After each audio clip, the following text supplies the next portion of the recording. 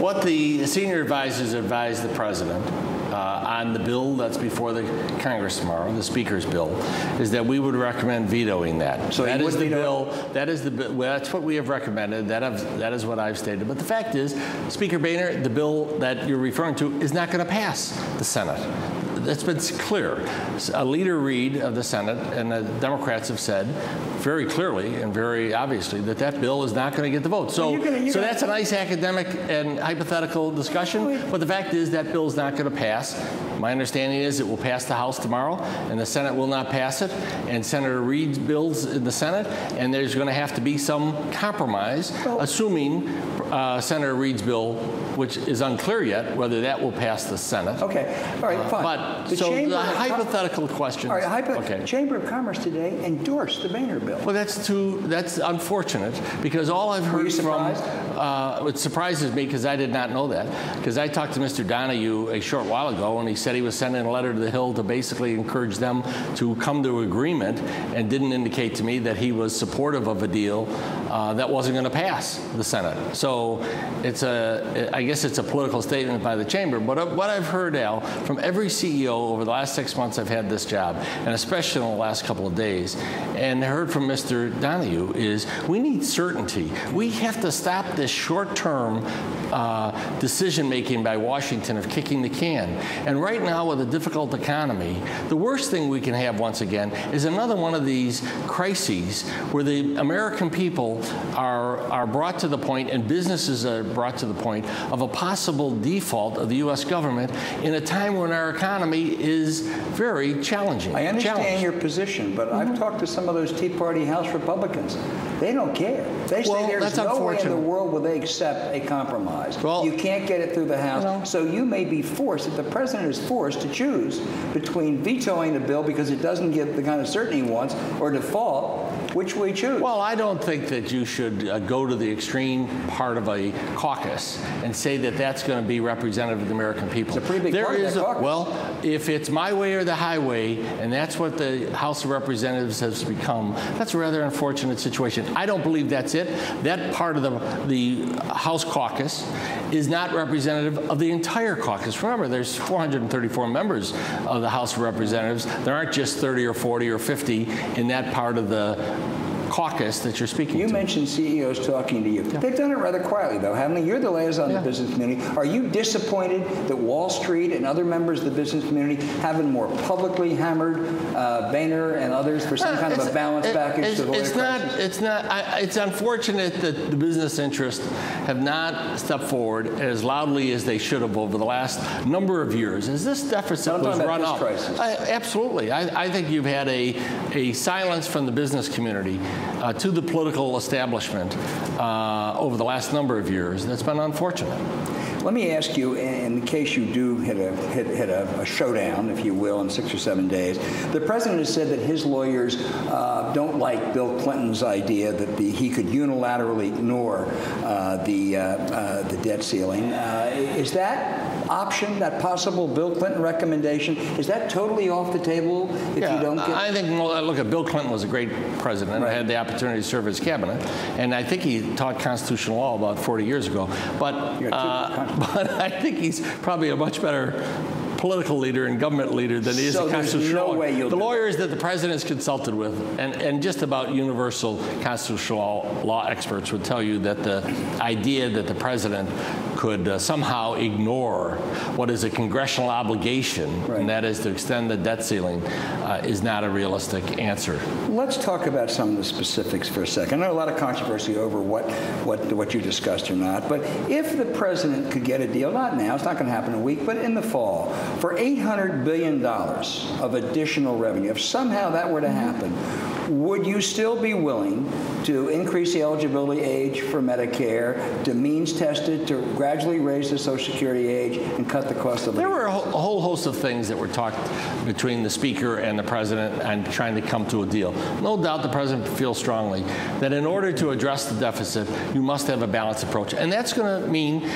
making Medicare healthy long term for the people who are the beneficiaries. So all of those things would be on the table. They'd have to be on the table to be discussed. And to what degree and what level and what sort of revenues would be included and what levels of savings you'd have to get in order to make Medicare healthy would have to be worked through. But there's no question that the president was very willing to take on a whole host of what's traditionally been called sacred cows on the entitlement side in order to make Medicare healthier. And make sure that it's there for the people who need it. Your proposal is terribly flawed because we need certainty, and so therefore it's not a really serious proposal. The Harry Reid proposal, which the White House has said, has a lot of merit, it would appear to be phony too. It talks about $2.7 trillion, but sir, $1 trillion of that is Afghan and Iraq wars that everyone says we're not going to spend anyway. So that's kind of a make-believe savings, isn't it? That's real savings as the war winds down. That's been cost to the U.S. taxpayers over the last 8-10 years. And for those people to say that that's not real savings when, number one, we've been spending, the taxpayers of America have been spending that. So you the Ryan budget, wait a minute, the Ryan budget that the Republicans all voted for included that savings because it's going to be real savings to bring the deficit down as these wars wind down. The president stopped combat operations in Iraq. We're on a course to get out of Afghanistan. And the American people will be the beneficiaries of that, and the deficit will be lower because of that lack of spending. So to say that that's a gimmick is totally just not true. It's ridiculous. You mentioned Harry Reid's proposal earlier. Do you think it'll pass the Senate? You seemed a bit uncertain. I think, look, in today's times, everything's uncertain. Yeah, but what do you think? I think it will pass.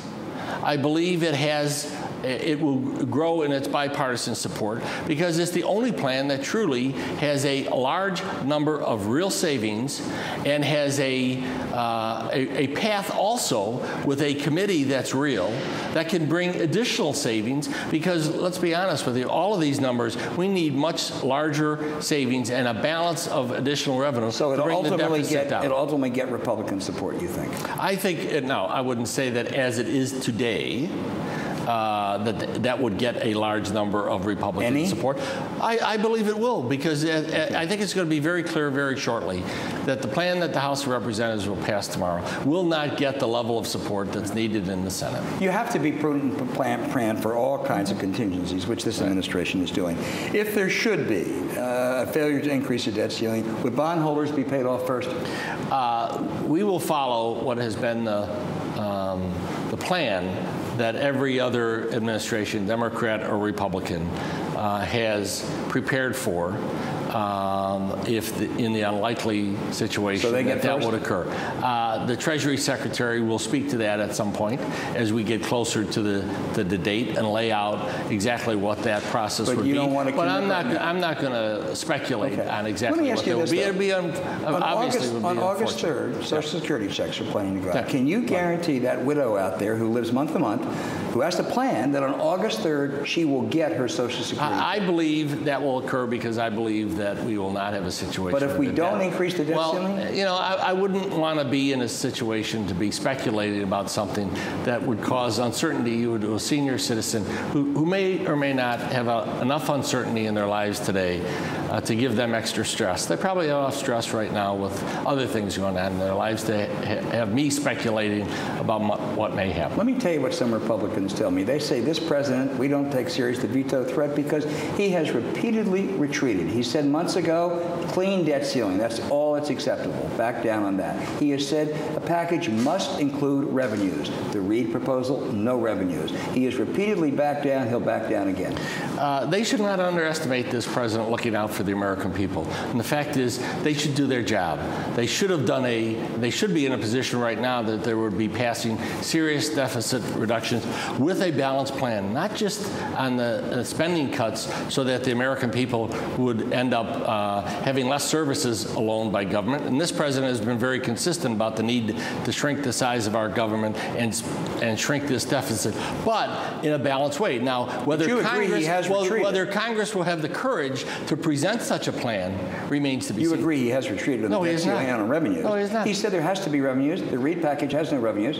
There has to be, there should be, but this Congress yet has put together a plan. His plan, when he worked with the Speaker, had serious revenue in it, but it looks as though he may be the only one who believes that the balance package must be there, and it will be there eventually. It may not be there right now, but it will be in the end, because the American people want fairness in this debate. They don't want one-sidedness. Final question. A lot of dire warnings, financial Armageddon, even Sunday night, the Great Fair.